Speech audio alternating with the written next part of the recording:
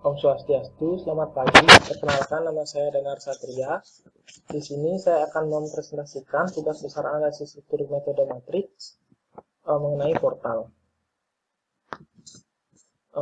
Adapun anggota kelompok kami yaitu Esol Farel Begur dengan NIM 170 dan saya sendiri Danar Satria dengan NIM 169. Kali ini kami menggunakan contoh soal portal dengan panjang bentang masing-masing 6 meter dan beban P sebesar 30 kN. Tahap selanjutnya adalah mengidentifikasikan nodal, di mana terdapat dua peretakan yaitu roll dan peretakan jepit, di mana pada join 1 merupakan titik A dan terdapat peretakan roll, dan join 2 merupakan titik B, dan join 3 merupakan titik C di mana terdapat peretakan jepit. Pada bentang AB merupakan batang 1, bentang BC merupakan batang 2. Pada setiap join memiliki 3 buah DOF. Dan penomoran DOF dimulai dari join 2 karena terjadi displacement. Untuk tahap selanjutnya merupakan mencari matriks kekakuan batang 1 dengan E yang digunakan sebesar 24.855.578 dan A sebesar 0,04 dan I sebesar 0,000133 dengan menggunakan lambda X 1, lambda Y 0, dan L sepanjang 6 meter. Untuk mencari matriks kekakuannya dapat dipergunakan rumus seperti di slide di gambar kanan atas dan didapatkan hasil seperti di bawahnya, yaitu sebesar 165.703,8533 0 0 min 165.703,8533 0 0 dan seterusnya. Selanjutnya adalah mencari matriks kekakuan batang 2 dengan lambda X sebesar 0, lambda Y sebesar min 1, dan L sepanjang 6 meter. Dan dapat menggunakan rumus seperti pada slide dan mendapatkan hasil seperti di bawahnya, yaitu sebesar 183,655, 0, 550,965, min 183,655, 0, dan 550,965, dan seterusnya. Setelah mendapatkan matriks kekakuan batang 1 dan 2, akan didapat matriks kekakuan struktur dengan koordinat global berukuran 9x9 seperti pada slide. Setelah didapat matriks kekakuan struktur, kita akan mencari K dan Q pada masing-masing batang dengan mempergunakan rumus Q sama dengan K kali D dan akan mendapatkan matriks seperti pada gambar di slide. Selanjutnya adalah mencari perpindahan atau displacement yaitu D1, D2, D3, D4, dan D5. Dengan cara mengeliminasi matriks kekakuan pada batang 1 dan 2, maka akan didapat perpindahan D1 sebesar 0,28589 dan D2 sebesar min 0,00007 dan D3 sebesar min 0,4085 dan D4 sebesar 0,28589 dan D5 sebesar 0,02041. Lalu selanjutnya adalah mencari gaya perpindahan yang tidak diketahui. Maka akan didapat Q6 sebesar min 11,2492, Q7 sebesar min 29,9999, Q8 sebesar 11,2679, Q9 merupakan 112,5044. Untuk selanjutnya, kita akan mencari gaya pada masing-masing batang Maka pada batang 1 akan didapat Q4 sebesar 0, Q6 sebesar min 11,2492, Q5 sebesar 0, Q1 sebesar 0, Q2 sebesar 11,2492, dan Q3 sama dengan 67,4953.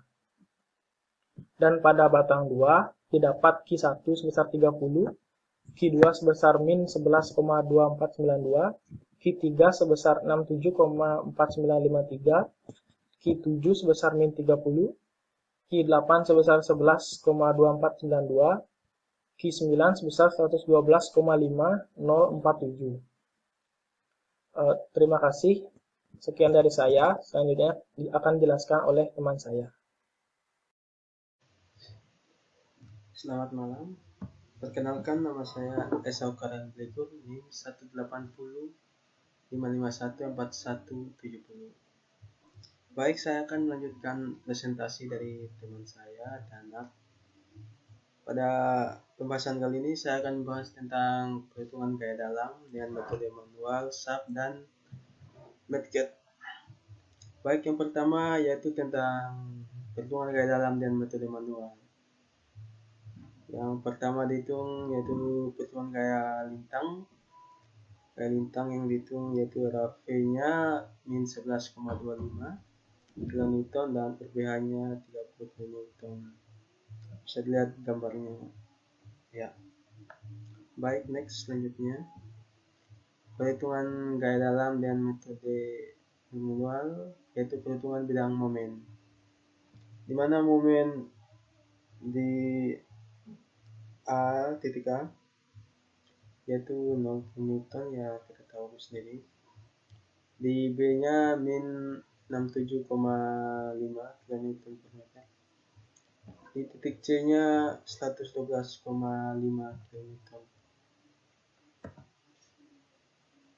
Ya, berikutnya yaitu perhitungan gaya lintang dan menggunakan metode MATLAB. Ya, bisa diperhatikan gambar-gambarnya, di mana RF-nya 11,25 ya. Di mana lintang horizontalnya 11,5, di mana dan juga lintang vertikalnya min 30. Ini. Perhitungan bidang momen, di mana momen horizontal A ke B RAV sama dengan min 11,25. Momen vertikal B ke C RCH-nya min 30, RBH-nya 30, P-nya 30. Ya, bisa diperhatikan teman-teman. Yang berikut perhitungan gaya dalam dan menggunakan metode SAP, yaitu perhitungan reaksi perletakannya. Bisa diperhatikan perletakan di Y, X, Z ini 11,25, 111,52, 30. Perhitungan bidang momen menggunakan SAP bisa diperhatikan ini minimal 67,48, 67,48, 112,52. Perhitungan SAP menggunakan perhitungan bidang geser. Nggak jauh beda dan sebelumnya. Ini bidang normalnya. Ini min 11,2. Jadi kesimpulan yang dapat kita ambil dari perhitungan menggunakan manual, MATLAB, dan SAP itu adalah metode yang kami gunakan untuk perhitungan portal antara lain metode manual, MATLAB, dan SAP.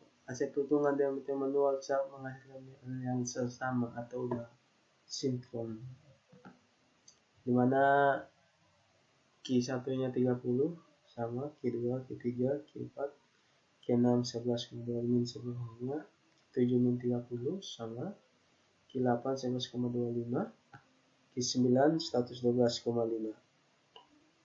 Dan juga di plus semennya D1 0,2855 sama, D2 nya min 0,0067, Ini beda ya di pembuatan.